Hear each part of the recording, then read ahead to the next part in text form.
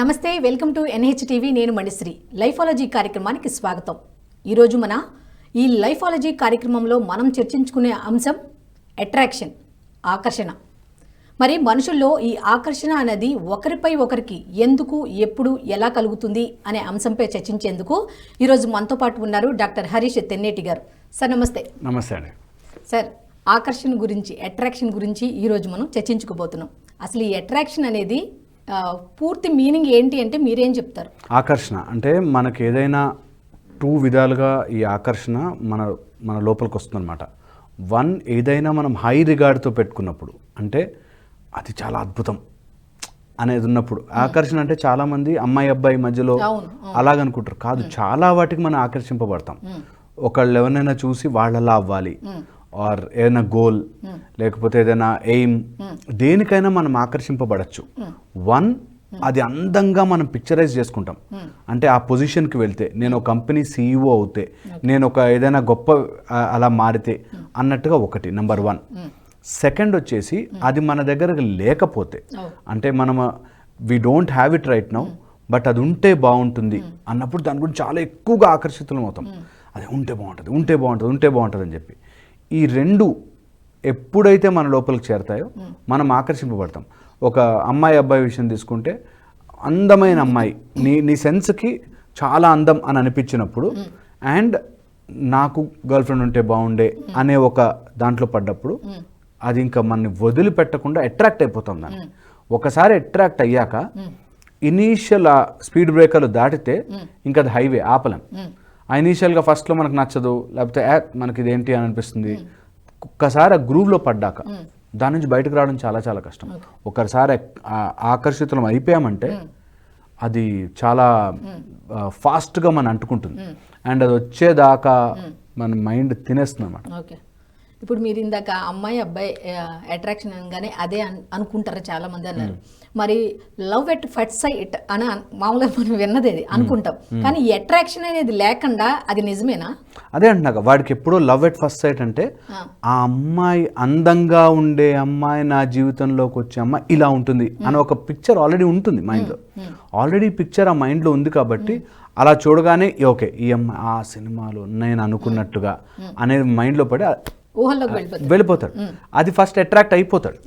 ఒకసారి అట్రాక్ట్ అయిపోయాక అది లవ్ ఎట్ ఫస్ట్ సైట్ తర్వాత ఎన్ని ప్రాబ్లమ్స్ ఫేస్ చేస్తున్నా కూడా, ఏమో ఇది నిజం, ఇలాగే ఉంటుంది, ప్రేమంటే గొడవలు ఉండవా, ఇల్లంటే ఫైట్లు ఉండవా అని ఏదో ఒక సుత్తి వాడి మైండ్లో లాజిక్ పెట్టుకుని ఇంకా దాన్ని అంటుకుని ఉంటాడు.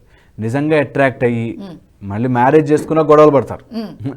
అంత అట్రాక్షన్ ఎప్పుడు over a period of time అలా కరిగిపోతుంది. రీచ్ అయ్యాక వచ్చాక కరిగిపోతుంది. ఇందులో కూడా వాళ్ళు రెండు రకాలుగా మారుతారు. ఒకటి, అట్రాక్ట్ అయ్యి ఆ అట్రాక్షన్ అందుకునేదాకా ఒకటి, దానికి కష్టపడాలి. సపోజ్ ఒక స్టేజ్లో ఉన్న వాళ్ళని ఎవరైనా లవ్ చేశారనుకుంటే వాడు ఆ స్టేజ్కి వెళ్ళడానికి కష్టపడాలి. రెండో రకం ఏంటంటే, they will settle for comfort and convenience. అందరికీ ఐశ్వర్య లాంటి వాళ్ళు దొరుకుతారా, లేకపోతే ఇంకోళ్ళు ఎవరన్నా పేరు చెప్పి అందరికీ దొరుకుతారా?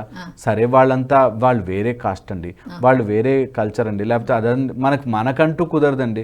ఒక అతను బిజినెస్ చేయడానికి కూడా మనకి ఎక్కడైతే సార్ బిజినెస్ అన్నాడు, పోనీ జాబ్ చేయరా అని, జాబ్ కంటే చాలా ఎగ్జాములు రాయి కష్టపడాలి సార్, ఏమీ చేయకూడదు, కంఫర్టబుల్గా అలా అన్నీ వచ్చాయి. ఈ టైప్లో మనం ఒక విషయానికి అట్రాక్ట్ అయినా దాన్ని హైలో పెట్టుకున్నా ఒక కేటగిరీ ఆఫ్ పీపుల్ ట్రై చేస్తారు, దాని వైపుకి వెళ్తారు.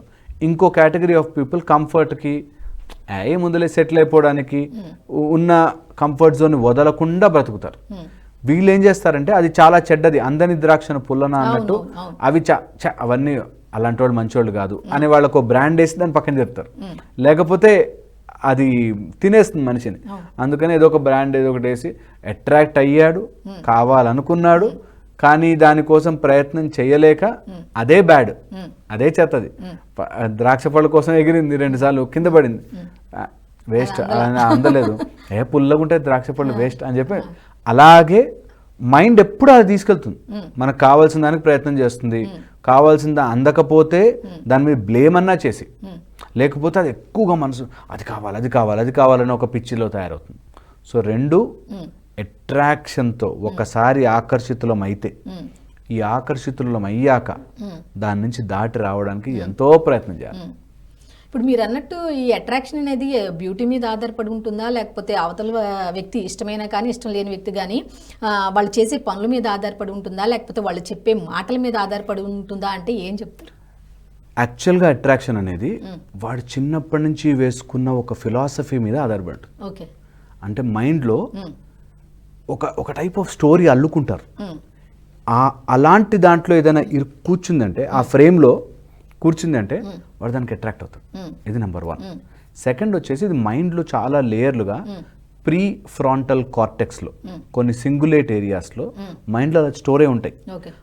ఎప్పుడైనా అలాంటి బ్యూటిఫుల్ థింగ్ చూసినప్పుడు, ఆర్ కొంతమందికి మిర్చి బజ్జీలు చూస్తే నోరు ఊరుతాయి, కొంతమందికి సినిమాలో ఆ స్టార్ని చూస్తే, హీరోని చూస్తే అలా అనిపిస్తుంది. అలాగే అట్రాక్ట్ అవ్వడానికి న్యూరోనల్ కనెక్షన్స్ పెట్టి ఈజీలు తీసి సెలెక్ట్ చేసి చూస్తే కొన్ని ఏరియాల్లో ఎక్కువ లైట్ వస్తుంది అంటారు, స్టిమ్యులేట్ అవుతాయి. అలాగా మన మైండ్లో కొన్ని పిక్చర్స్ స్టోర్ అయి పెట్టుకుంటాం, దాంతో మ్యాచ్ అయినప్పుడు అట్రాక్ట్ అవుతాం న్యాచురల్గా. సో వాళ్ళకి అందం అంటే ఒకళ్ళకి ఒకలా అనిపిస్తుంది, ఒకళ్ళకి ఒకలా అనిపిస్తుంది. కొంతమందికి మనం స్టాండర్డ్ ఇండస్ట్రీ స్టాండర్డ్ ప్రకారం తెల్లగా ఉండాలి, ఇలా ఉండాలి, అలా ఉండాలి, లేకపోయినా నల్లగా ఉన్నా లేక పొట్టిగా ఉన్నా కూడా వాళ్ళ మీద ప్రేమ వస్తుంది.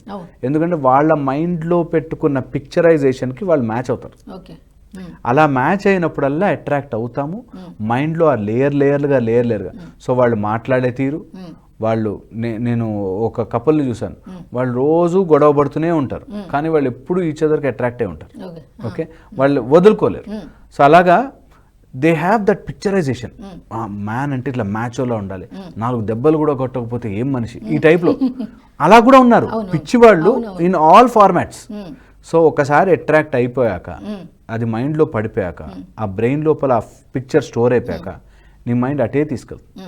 కొంతమందికి కొన్ని కలర్స్ ఇష్టం, వాళ్ళు ఎప్పుడు వేసుకుని అలాగే వేసుకుంటారు. ఆ red white combination or some yellow, వాళ్ళకి అది చూడంగానే అన్నీ వదిలిపెట్టి అవే తీసుకుంటారు. కొంతమంది లైట్ ఇష్టపడతారు, లైట్ కలర్స్, లైట్ ప్లేన్ వాళ్ళు ఎన్ని చూపించు దానికి ఇష్టపడతారు. సో అలాగా మన మైండ్లో స్టోర్ అయిపోయిన పిక్చరైజేషన్స్ మనకి బ్యూటీ స్టాండర్డ్స్ని సెట్ చేస్తుంది. సో అందుకే మనం అట్రాక్ట్ అయినప్పుడు కూడా ఇవి నా స్టాండర్డ్స్, నాకైతే ఇవే ఇష్టం, ఎందుకంటే వాళ్ళు అదే మైండ్లో పిక్చర్ లాగా పెట్టుకున్నారు. ఇది ఎందుకు నేర్చుకుంటున్నామంటే, మనం ఎందుకు ఈ అట్రాక్షన్ గురించి మాట్లాడుతామంటే, నువ్వు ఏదైతే స్టోర్ చేసుకున్నావో అదే నీకు అట్రాక్షన్గా మారుతున్నప్పుడు నువ్వు ఈ స్టోరేజ్ని మార్చుకుంటే ఏదైనా మార్చుకోవచ్చు. ఈ స్టోరేజ్ని మార్చుకోవడమే కొద్దిగా టైం పట్టినా ప్రాక్టీస్ చేయాలి.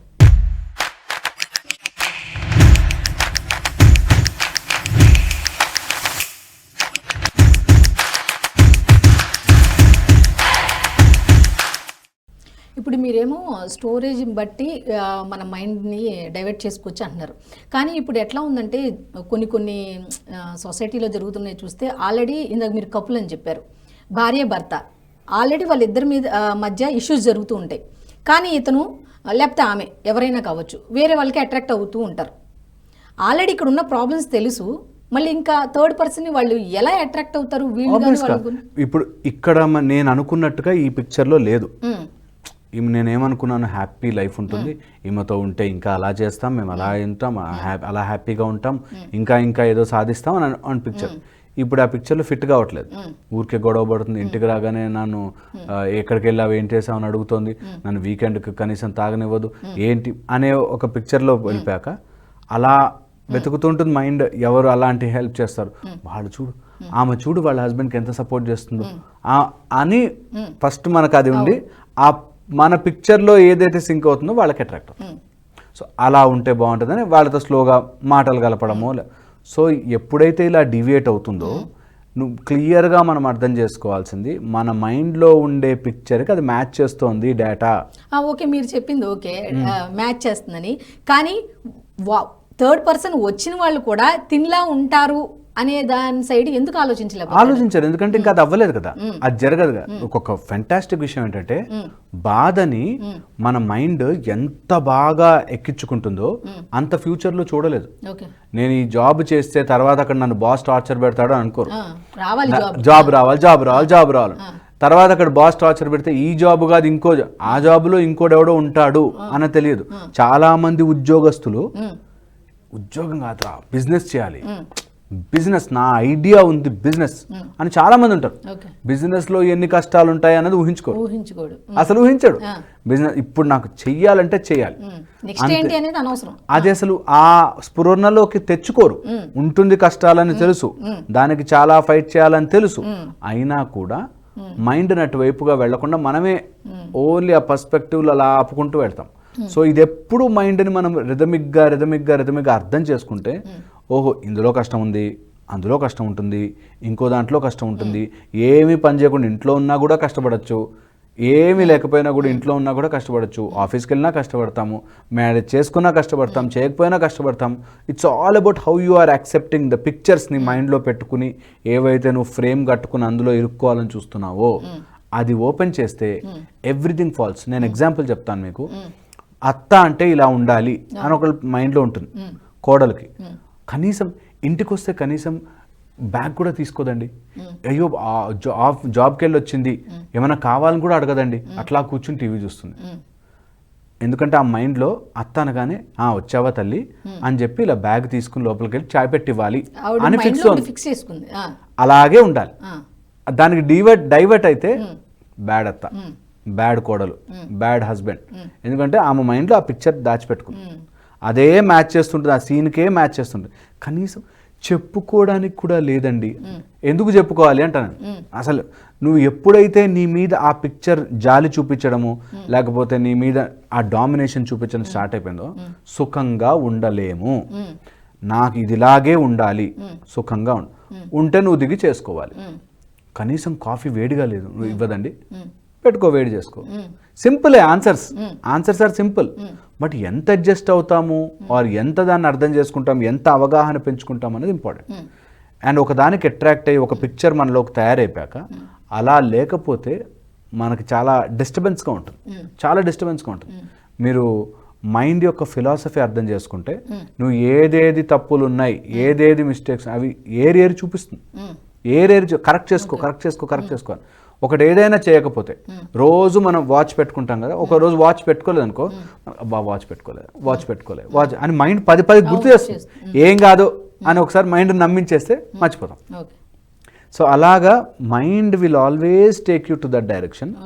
ఏ కష్టం వచ్చినా సరే, any problem, what you are storing దానివల్ల అవుతోంది అని దాన్ని మార్చగలిగితే mind will be really wonderful. నేను చెప్పే మాట ఒక్కసారి మైండ్కి ఎక్కించుకుంటే, ఇందులో ఈ వీడియో ద్వారా గొడవలు పడు ఇట్లా కాదు అట్లా అని ఆర్గ్యుమెంట్ కంటే ఒక్కసారి నేను చెప్పింది అర్థం చేసుకుని దాన్ని నిజంగా ఆచరణలో పెట్టడానికి ట్రై చేస్తే ఎన్నో విషయాలు అనవసరంగా వేలాడుతున్నాం బాధలతో దాటిపోతాయి.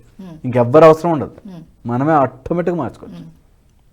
కానీ ఒప్పుకోరు, కానీ మైండ్ ఒప్పుకొని ఇవ్వదు. నాకు ఈ పిక్చర్ ఇలాగే ఉండాలి, ఇలాగే జరగాలి, కనీసం ఇలాగే చేయాలి, ఇది కూడా లేకపోతే ఎలా, ఇంకెందుకండి అని ఏవో లాజికల్తో సుఖంగా ఉండలేరు, ఉన్నదాన్ని యాక్సెప్ట్ చేయలేరు. యాక్సెప్ట్ చేయడంలో ఎయిదర్ మరీ టూ మచ్గా యాక్సెప్ట్ అయిపోయి అన్నిటికీ ఒప్పేసుకుని అన్నిటికీ ఏడుస్తూ బ్రతకడము, లేకపోతే టూ మచ్గా అయిపోయి వాళ్ళకి వీడొద్దు, నాకు ఏమొద్దు, నేను బయటకు వెళ్తా అని వెళ్ళిపోవడం. అలా 2 రకాలుగా కాకుండా ఆ బ్యాలెన్స్ తెచ్చుకోగలిగితే life will be much more beautiful. Okay.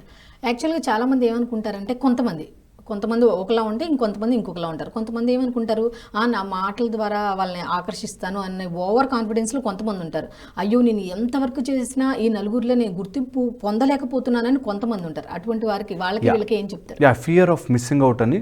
నేను నచ్చనేమో, ఎందుకంటే వీళ్ళకి ఒక పిక్చరైజేషన్ ఉంటుంది, ఇన్షర్ట్ ఇలా వేస్తేనే జనాలకి నచ్చుతాను అనే ఒకటి మైండ్లో ఒక మూవీ నడుస్తుంటుంది.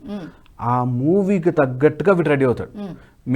మీరు చూస్తే కొంతమంది ఇప్పుడు ఓల్డ్ బ్యాక్ వాళ్ళకి వెళ్తే చిన్న దువ్వెన పెట్టుకుంటారు, వాళ్ళకు ఆల్మోస్ట్ గుండు ఉంటుంది, ఓ 4-5 వెంట్రుకలు ఉంటాయి, దాన్ని కూడా ఇట్లా దువ్వి సెట్ చేస్తారు. వాళ్ళ గుండు గురించి మనం అట్లే, కానీ వాళ్ళకి ఆ జుట్టు అలా ఉంటేనా కొంచెం బెటర్గా ఉంటాను అనేది మైండ్లో ఉంది. మైండ్ బ్యూటిఫుల్ గేమ్ చూడండి. ఎలా ఉన్నా గుండె, ఎలా ఉన్నా కొంచెం జుట్టే, అయినా కూడా ఇక్కడి నుంచి చుట్టూ ఇలా తీసి ఇలా కవర్ చేస్తాడు. వాళ్ళకి ఆ మైండ్లో ఇలా ఉంటే కొంచెం బెటర్గా ఉంటాను అనే ఒక థాట్ ప్రాసెస్.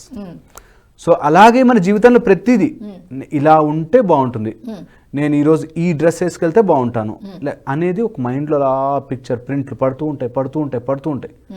సో మనం అర్థం చేసుకోవాల్సింది ఇలాంటి ఒకవేళ ఫియర్ ఆఫ్ మిస్సింగ్ అవుట్ వాళ్ళు లాంటి వాళ్ళు, లేకపోతే నేను నచ్చనేమో, నేను ఏం చెప్పినా అట్రాక్ట్ కానేమో అనుకునే బ్యాచ్, నేను ఏది చేసినా సూపర్ అట్రాక్టివ్గా ఉంటాను అనే బ్యాచ్, రెండు కూడా వాళ్ళ మైండ్లో ఆ పిక్చర్ వేసుకున్నారు.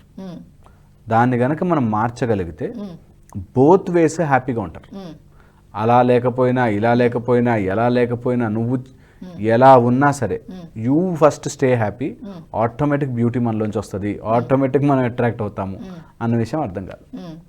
ఇప్పుడు ఈ నెగిటివ్ థాట్సే ఉన్న వాళ్ళే ఎక్కువగా ఉంటారు. ఎందుకు నలుగురిలో కలవలేము, లేకపోతే ఇప్పుడు ఇంగ్లీష్ చూసుకున్నాం సార్, అమ్మో వాళ్ళందరికీ ఇంగ్లీష్ వచ్చు నాకు రాదు, లేకపోతే వాళ్ళందరూ అందంగా ఉన్నారు నేను లేను అంటారు. వాళ్ళ గురించి చెప్పాలి అనుకుంటే వాళ్ళు ఫాలో అవ్వాల్సిన అంశాలు ఏంటంటారు ముఖ్యంగా? సో ఫస్ట్ వచ్చేసి ఇంగ్లీష్ విషయం మనం చాలా బాగా గుర్తుపెట్టుకోవాలి. ఇప్పుడు ఇది 2 రకాలుగా 2 బ్యాచ్లుగా విభజించబడ్డారు. ఫస్ట్ బ్యాచ్ వచ్చేసి ఇంగ్లీష్ ఈజ్ బెస్ట్, ఇంగ్లీషే ఇంపార్టెంట్ అని కమ్యూనికేషన్ స్కిల్స్ అని నేర్పిస్తున్నారు. ఇప్పుడు అవునవును, వాడు లోపలికి రాగానే మే సిట్ సార్ అని అడిగి కూర్చోవాలి. ఊరికే చైర్ కూర్చుంటే ఇండీసెన్సీ. షేక్ హ్యాండ్ ఇస్తే ఇట్లా గట్టిగా ఉండి ఇలా షేక్ చేయాలి, స్ట్రాంగ్గా ఉండి. వాళ్ళు ఏం చేశారంటే ఓన్లీ వీటి మీద ఫోకస్ చేశారు, సబ్జెక్ట్ మిస్ అయిపోయింది. నువ్వు సబ్జెక్ట్ గట్టిగా ఉంటే, నీ దగ్గర స్ట్రాంగ్ సబ్జెక్ట్ ఉందనుకో, నువ్వు షేక్ హ్యాండ్ గట్టిగా ఇచ్చినా మామూలుగా ఇచ్చినా సబ్జెక్ట్ చెప్పేస్తుంది. సబ్జెక్ట్ లేని వాళ్ళు ఇవన్నీ ఎక్స్ట్రా అఫైర్స్ యాడ్ చేసుకుని ఇవన్నీ ఇలా స్టిఫ్గా కూర్చోవాలి, పక్కకు తిరిగి కూర్చోవాలి, లేకపోతే షేక్ హ్యాండ్ గట్టిగా ఇవ్వాలి అని ఫాల్స్లోకి వెళ్ళిపోతున్నారు. ఇంకొక బ్యాచ్ ఉంటుంది, వాళ్ళకి అన్నీ ఉన్నా కూడా ఇంగ్లీషు లేదే అనే బాధలో చాలా ఇన్ఫీరియారిటీ కాంప్లెక్స్ ఫీల్ అవుతుంటారు. ఈ ఇన్ఫీరియారిటీ కాంప్లెక్స్ని వాళ్ళు ఇంగ్లీష్ కోసమే ఇంగ్లీష్ అనే దాంట్లో నాకు తెలుగులో అడిగుంటేనా అనే దాంట్లో ఉంటారు. సో ఈ రెండింటినీ తేల్చుకుంటూ ఒక రిథమిక్గా నీకు రాని ప్రాబ్లమ్ని ఏదైనా మన లైఫ్లో అన్నీ ఇస్తాడు దేవుడు, ఒక 4-5 చోట్ల ఎంటీ పెడతాడు. నీ బుద్ధిని తెలివిని వాడి అవే చేయాలి. నీ ఇంటెలిజెన్స్ వాడి నాకు ఏమేం వీక్నెస్లు ఉన్నాయి, నేను దాన్ని ఎలా బెటర్ చేసుకోగలను, ఇంతే కాన్సెప్ట్. మన బుద్ధి దేవుడు ఇంటెలిజెన్స్ ఇచ్చింది అందుకు. నీ వీక్నెస్లు ఏంటి, ఆ వీక్నెస్ని ఎలా పెంచుకోవాలి. ఇంగ్లీష్ రాదు, నేర్చుకుంటావు. దానికి ఇన్ఫీరియారిటీ ఫీల్ అవ్వడానికి పాయింటే లేదు. నువ్వు ఇన్ఫీరియర్ ఎందుకు ఫీల్ అవుతావంటే, నేను ఇప్పుడు సబ్జెక్ట్ చెప్పినా నా ఇంగ్లీష్తో నన్ను జడ్జ్ చేస్తారేమో, నేను వాళ్ళని అట్రాక్ట్ చేయలేనేమో, నేను వాళ్ళ కరెక్ట్గా ఉండలేనేమో అనే దాంతో. సో ఫస్ట్ ఇలాంటి వాళ్ళందరూ ఏం రాదు నాకు ఇంగ్లీష్, నేను ఇంగ్లీష్ నేర్చుకుంటా అని కరెక్ట్గా 3 నెలలు 4 నెలలు కష్టపడితే వస్తుంది ఇంగ్లీష్. ఇంగ్లీష్ ఏం బ్రహ్మ విద్యం కాదు, నేర్చుకోవచ్చు. కానీ దాని మీద ఫోకస్ చేయరు, దాన్ని నేర్చుకోవాలనుకోరు. ఎంతసేపు నేను మాట్లాడలేను, ఇతరులు నన్ను చూసి ఏదో జడ్జ్ చేసేస్తారు, నన్ను అట్రాక్ట్ అవ్వలేను, నేను ఇలా ఉన్నాను, మా ఊరు అలాంటిది, మా తల్లిదండ్రులు నన్ను చదివించలేదు, మా ఊర్లో ఎక్కడ అసలు గవర్నమెంట్ స్కూల్లో ఇలా ఏదో అడ్డు పెడతారు అంతే పిక్చర్. అది అడ్డు పెట్టుకుని ఆ ఫ్రేమ్లో ఇరుక్కుని కూర్చుంటారు. ఇదే గుర్తుకు రావాలి. ఎవరు ఈ వీడియో విన్న తర్వాత ఎవరైనా నేను ఎలాంటి ఫ్రేమ్లో కూర్చోబెట్టుకున్నాను, నన్ను నేను భయం అనే ఫ్రేమ్లో కూర్చోబెట్టుకుంటే భయపడతావు. నేను ఇన్ఫీరియర్, ఇంగ్లీష్ రాకపోతే ఏం లేదు అనుకున్న వాళ్ళు ఇన్ఫీరియారిటీ కాంప్లెక్స్లో ఉంటారు. ఆ పిక్చర్ నుంచి బయటకు రావాలి. నేను ఇన్ఫీరియర్ ఫీల్ అవ్వాలి, అలా అని మొండిగా అయిపోకూడదు. నేర్చుకుని ఇన్ఫీరియర్ ఎక్కడికో వెళ్ళి అక్కడ అయినా నేను తెలుగులోనే మాట్లాడతాను అలా కాదు, నేర్చుకో, ఇంప్రూవ్ అవ్వు. నీ లోపల ప్రతి మనిషిలో ఒక డిఫెక్ట్ ఉంటుంది, ఆ డిఫెక్ట్ని ఐడెంటిఫై చేసి బాగుపడ్డాం ఈజ్ లైఫ్. అంతకుమించి పర్పసే లేదు లైఫ్కి. నీ లైఫ్లో పదే ఒక సమస్య నీకు చూపిస్తుంటాడు దేవుడు, ఆ సమస్యని ఎదిగి రావడం లైఫ్. అంతే జీవితం, పర్పస్ ఆఫ్ లైఫ్ ఒకటే, సింపుల్. నీ ముందున్న సమస్యని రోజు నా మొగుడో పెళ్ళామో లేకపోతే ఏదైనా గొడవలు అవుతున్నాయి, అది నీ సమస్య. ఆ సమస్యని నేను ఎలా ఎదిగి బయటకు వస్తాను is your task. That is the purpose of your life. ప్రతి స్టేజ్లోనూ ఏజ్లోనూ ఓ సమస్య వస్తుంది, ఆ సమస్యను దాటి బయటకు వస్తాం. కొంతమంది పర్సనల్ లైఫ్ సమస్యలు తీర్చుకుంటారు, కొంతమంది పబ్లిక్ లైఫ్ సమస్యలు తీరుస్తారు, కొంతమంది ఇంకా హయ్యర్ ప్రాబ్లమ్ సాల్వ్ చేస్తారు. సో నీ ముందున్న సమస్యని సాల్వ్ చేసుకుంటూ బయటకు రావాలి. That will be the best method to నీలోని ఇంప్రూవ్మెంట్ చేసుకోవడానికి. సో మనం టాపిక్ డైవర్ట్ అవ్వకుండా ఇందులోకి వస్తే, ఎవరైనా ఇలాగా ఎమోషనల్గా కానీ ఇన్ఫీరియారిటీ ఫీల్ అయ్యి నాకు అది లేదు ఇది లేదని ఫీల్ అవుతారు, work on it. Simple thing. Feel అయినంత మాత్రం ఏం కాదు. సో వర్కౌట్ చేయడానికి బోలెడని మెథడ్స్ ఉన్నాయి, చేసుకోవచ్చు. ది అదర్ ఇంకొక బ్యాచ్ ఏంటంటే వాళ్ళు ఎంతసేపు అట్రాక్ట్ చేయడానికే చూస్తారు కానీ సబ్జెక్ట్ని పెంచుకోవడానికి చూడరు. నేను ఇలా వేసుకెళ్తే బాగుంటుంది, ఈ బ్రాండెడ్ వాచ్ పెట్టుకుంటే, ఈ బ్రాండెడ్ డ్రెస్ వేసుకుంటే అందరు నన్ను అట్రాక్ట్ అవుతారు. వీళ్ళు తొందరగా పడిపోతారు. ఎందుకంటే ఒక స్టేజ్ వచ్చాక నీ డ్రెస్ నేను అట్రాక్ట్ చేయలేదు. నీ ఇప్పుడు మనకి పెళ్ళిళ్ళ ఫంక్షన్లకి కానీ ఇలా ఉంటే ఫుల్ మేకప్ చేసి కూర్చోబెడతారు. రోజు ఆమె మేకప్తో అలా ఉండదు, ఇంట్లో నార్మల్గా ఉంటుంది. సో అది మనం తెలుసుకోగలిగితే రియల్ లైఫ్లో కూడా నువ్వు ఇలా వేసుకెళ్తే బాగుంటుంది, ఇలా వేసుకెళ్తే ఈ బ్రాండెడ్ బట్టలు వేసుకుంటే కాదు. రియల్ లైఫ్లో నీ క్యారెక్టరే ఎవ్రీడే వాట్ యు ఆర్ అనేది తెలుస్తుంది. సో దాన్ని ఇంప్రూవ్ చేసుకోవడానికి ట్రై చేయాలి. సో ఈ both methods are very important.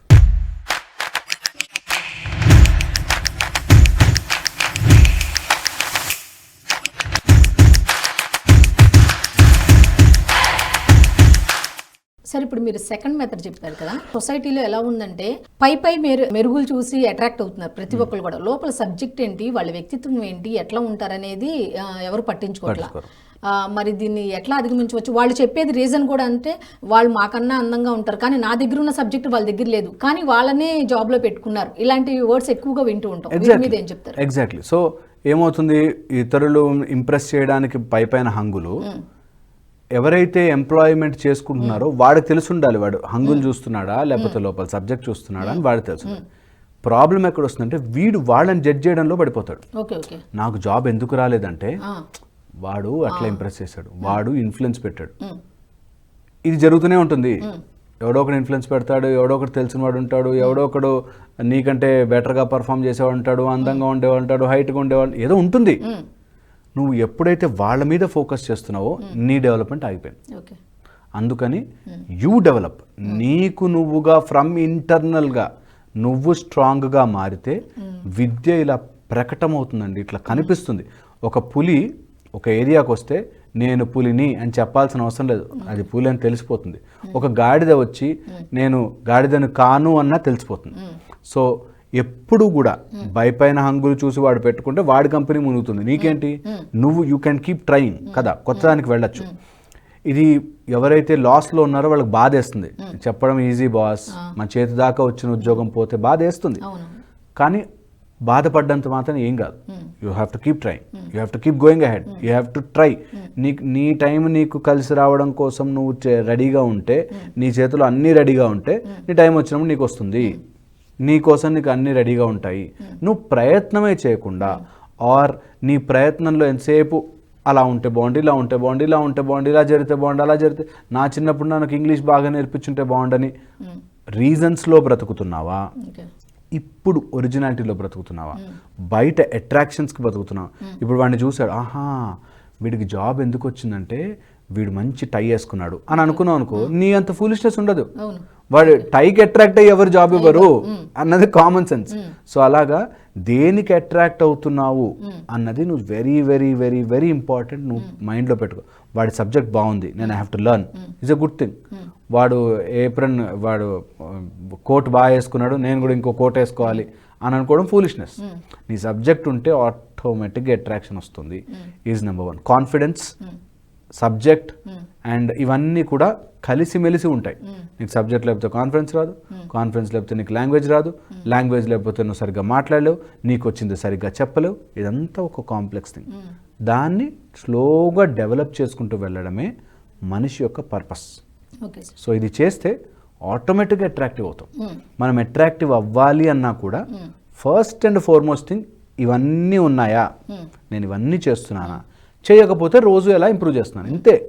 Very easy and simple. ఎవరు దీనికి ఏ గొప్ప స్వామీజీలో లేకపోతే ఇంకెవరో అవసరం లేదు. నిన్నటి మీద ఈరోజు బెటర్ అయ్యానా లేదా, ఇది చేసుకుంటే ఆటోమేటిక్ అట్రాక్టివ్ అయిపోతాం. ఆటోమేటిక్. నీలో లోపాలు లేవు అనుకుంటే ఆటోమేటిక్ అట్రాక్ట్ అవుతాం. నీలో లోపాలు ఉన్నాయి అని అనుకుంటే ఎప్పటికీ ఎదగలేవు, ఎప్పటికీ అట్రాక్టివ్ కాదు. సో అట్రాక్షన్ మన వైపుకి రావాలి అంటే బికమ్ ఫ్లాలెస్.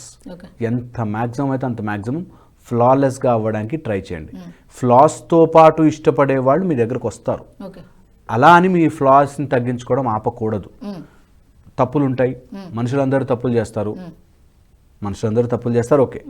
నేను తప్పులు చేస్తూనే ఉంటాను, నన్ను ఇష్టపడాలి ఈజ్ రాంగ్. తప్పులు చేస్తాను, I will learn from it, నేను ఎదుగుతాను, తప్పు లేకుండా ఉంటాను, ఈజ్ అ గుడ్ థింగ్. తప్పులు అందరూ చేస్తారు, నన్ను తప్పులతో పాటు ఇష్టపడాలి ఈజ్ నాన్ సెన్స్. నువ్వు తప్పు చేస్తే ఇంప్రూవ్ చేసుకోవాలి, నెక్స్ట్ టైంకి మళ్ళీ చేయకుండా ఉండాలి, ఈజ్ అ పాయింట్. ఇక చివరిగా సార్, యాక్చువల్గా సొసైటీలో కానివ్వండి, మన సరౌండింగ్స్లో కానీ ఎక్కువ శాతం మంచి కన్నా చెడు వెళ్తుంది అంటారు. ఈ అట్రాక్షన్, పర్టికులర్గా ఈ అంశం, ఈరోజు మన అంశం అదే కాబట్టి, ఆ అట్రాక్షన్ అనేది కూడా మంచి వైపు కంటే చెడు వైపే వెళ్తుంది అనేది ఎక్కువగా వింటుంటాం. ఇది వాస్తవం అంటారా? ట్రూ. అండ్ ఇది మైండ్కి తెలుసు కాబట్టి చెడు తొందరగా కంఫర్ట్, ఈజీ. ఏముంది, వెళ్తూ ఒక అమ్మాయిని కమెంట్ చేయడం ఈజీ. నిజంగా అమ్మాయి రెస్పెక్ట్ పొందడం చాలా కష్టం. అందుకని ఈజీ మెథడ్ ఈ లాజిక్ తెలుసుకుని చాలామంది ఇజమ్స్ పేరుతోనో లేకపోతే ఇంకో లాజికల్ పేరుతోనో చెడు ఈజీగా ప్రచారం చేస్తారు. ఏముంది బై లైఫ్లో, సొసైటీని వదిలేయాలి, దేవుడిని వదిలేయాలి, ఇంక ఈజీ, అన్నీ వదిలేస్తే హ్యాపీ కదా, ఏదైనా చేసుకోవచ్చు, క్రూరంగా మారచ్చు, ఏదైనా చేయొచ్చు. అందుకే చెడు తొందరగా ఎక్కుతుంది. చెడు మంచి చాలా టైం పడుతుంది ఎక్కడానికి, ఎందుకంటే దానికి వర్కౌట్ చేయాలి. అందుకే చెడుకు తొందరగా అట్రాక్ట్ ఎందుకు అవుతారు అంటే ఈజీ. నేను ఇప్పుడు దేనికన్నా బానిస అవ్వడం ఈజీ, దాని నుంచి బయటికి రావడం చాలా కష్టం. అది అనుభవించేవాడికి తెలుస్తుంది. అందుకనే ఈ లాజిక్ అర్థమయ్యి మార్కెట్ ఏం చేసిందంటే వీళ్ళని ఏ విధంగా నేను అట్రాక్ట్ చేసుకుని చెడులో ఉంచగలను అనేది మార్కెట్ చేసుకుని అమ్ముకుంటున్నారు. ఏదేది మనం నీకు ఇలా ఉంటే బాగుంటావు అన్నదానికి ఒక కంపెనీ ఉంటుంది, వాడు నీకు సామాన్లు అమ్మడానికి. ఆ సామాన్లు అమ్మడానికి ఒక కంపెనీ తయారై ఇలా ఉంటే బ్యూటీ స్టాండర్డ్ అని అమ్ముతుంది. నువ్వు ఈజీగా ఇలా చేస్తే, ఇప్పుడు అందరూ భగవంతుడు, భక్తి, జాగ్రత్తగా ఉన్నారనుకోండి, వాళ్ళ మాటలు చెల్లవు. అందుకనే ఏం లేదు భయ్, అవన్నీ ఏముండవు, నువ్వు కరెక్ట్గా ఉంటే చాలు, నువ్వు ఇట్లా చేయి, అట్లా చేయి, ఫ్యామిలీని వదిలే, సోషల్ని వదిలే, ఇలాగ ఏదైనా చెప్తే ఈజీగా అట్రాక్ట్ అవుతారు. సో అందుకని చెడు తొందరగా ఎక్కుతుంది మైండ్లోకి. అండ్ తొందరగా ఎక్కిన చెడు వదలగొట్టుకోవడం చాలా కష్టం కాబట్టి అందులోనే ఉండిపోతారు, అందులోనే పడి కొట్టుకుంటుంటారు. సో ఇది very big subject to talk on. మనం ఏది అట్రాక్ట్ చేస్తున్నామో, పిల్లలు ఏది అట్రాక్ట్ అవుతున్నారో, బికాజ్ లైఫాలజీ యూత్కి ఇండికేట్ చేస్తూ చెప్తున్నాం కాబట్టి నువ్వు దేనికి అట్రాక్ట్ అవుతున్నావు నీ బాధ్యతగా చూసుకో. ఎందుకంటే నువ్వు అట్రాక్ట్ అయిన దానికి నువ్వు బానిస అయిపోతావు, త్వరలో నువ్వు దానికి బానిస అయిపోతావు. కాబట్టి నువ్వు దేనికి అట్రాక్ట్ అవుతున్నావు, మంచి భగవంతుడి మూర్తికి అట్రాక్ట్ అవుతున్నావా, లేకపోతే ఎవడో ఏదో చెప్పిన లాజిక్కి అట్రాక్ట్ అవుతున్నావా, నీ విచక్షణలో ఉండాలి. అందుకోసమే వ్యారీడ్ సబ్జెక్ట్స్ చదువు, వ్యారీడ్ విషయాలు తెలుసుకో, మన ధర్మం గురించి తెలుసుకో, ఎన్ని రకాలుగా చూసి చెప్పారో తెలుసుకో. అలా యూత్ తయారైతే బ్యూటిఫుల్ కంట్రీగా మారుతాం, మనం ఫెంటాస్టిక్గా మారుతాం. నువ్వు ఏది అట్రాక్ట్ అవుతున్నావు, నువ్వు దేన్ని చూస్తున్నావు, దేన్ని నువ్వు అనుభవించాలనుకుంటున్నావు, ఆస్వాదించాలనుకుంటున్నావు, ఇది పేరెంట్స్, పిల్లలు జాగ్రత్తగా అర్థం చేసుకోవాలి. యూత్ ఏజ్లో, కొంచెం ఎనర్జీ ఉన్న ఏజ్లో very careful of what you are choosing, what you are attracted to. ఇది అర్థం కావడానికి చాలా టైం పడుతుంది, బట్ అది చేస్తే మన యూత్ అందరూ కూడా చాలా చాలా ఫెంటాస్టిక్గా ఉంటుంది.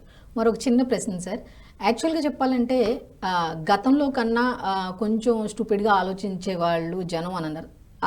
దాంతో కంపేర్ చేసుకుంటే ఇప్పుడు ప్రతిదీ కూడా చాలా మంచిగా ఆలోచిస్తున్నారు అనే వర్డ్స్ కూడా ఇది గతంతో పోలిస్తే అని అంటున్నారు. ఇది వాస్తవేనా? ఏం లేదా? మన పూర్వీకులే చాలా ఇంటెలిజెంట్గా ఆలోచించారు. ఫర్ ఎగ్జాంపుల్ సరదాగా చెప్తాను, అంటే తాటాకుల మీద రాసేవాళ్ళు, లేదా రాగి చెంబులు ఉండేవి, లేదా రాగి మంచి మనకు వాడేవాళ్ళు, అలా ఉండేది. ఓకే, ఇప్పుడు అది మారిపోయి ప్లాస్టిక్లోకి వెళ్ళాం.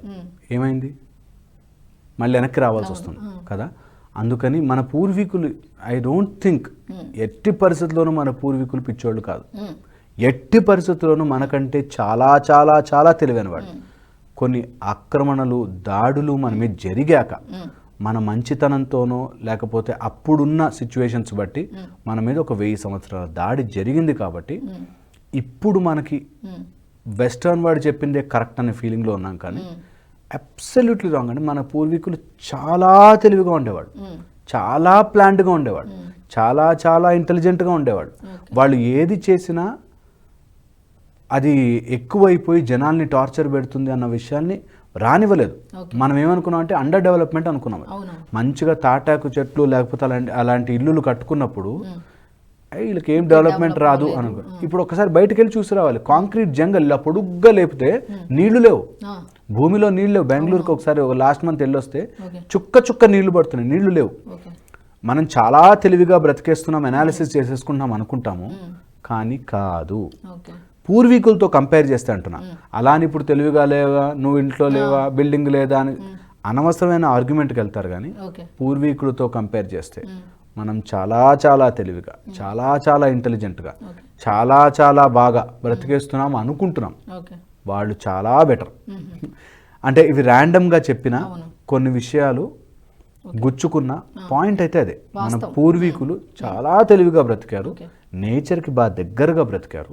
నేను అనేది ఏంటంటే మళ్ళీ ఇప్పుడు అటు సైడే అట్రాక్ట్ అవుతున్నారు, మన మంచిని తీసుకొస్తున్నారు, కొద్దిగా ఆ దారిలోకి వెళ్తున్నారు అనే వర్డ్స్ వెళ్ళాలి, తప్పదు, వెళ్ళాలి, ఖచ్చితంగా వెళ్ళి తీరాలి. లేకపోతే మనం ఇప్పుడు మీరు చూడండి, బెంగళూరుకి వచ్చే పరిస్థితి మన దగ్గరికి వచ్చి తీరుతుంది కొన్ని రోజుల్లో. వాటర్ దొరకవు, చాలా ఏరియాలో వాటర్ లీకింగ్ అట్లా అవుతూ ఉంటుంది అన్నమాట.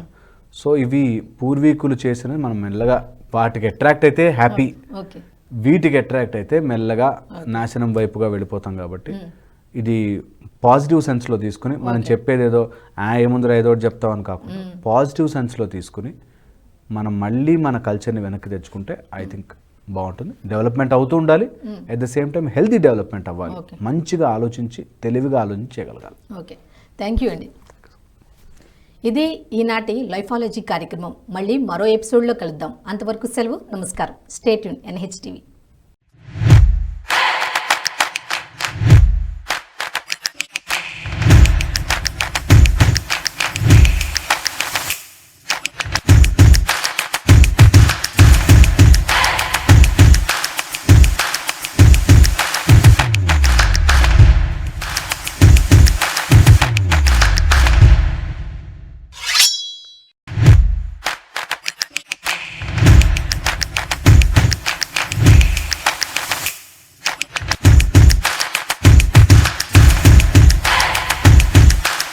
ఈ వీడియో మీకు నచ్చినట్టయితే లైక్ చేయండి, 10 మందికి షేర్ చేయండి. అలాగే కామెంట్ల రూపంలో మీ అభిప్రాయాలను మాతో పంచుకోండి. Nationalist hub group of channels ను సబ్స్క్రైబ్ చేసుకుని తెలుగునాట జాతీయవాద జర్నలిజాన్ని ప్రోత్సహించండి. ఈ వీడియో కింద ఉన్న బెల్ ఐకాన్ పై క్లిక్ చేయడం మర్చిపోవద్దు.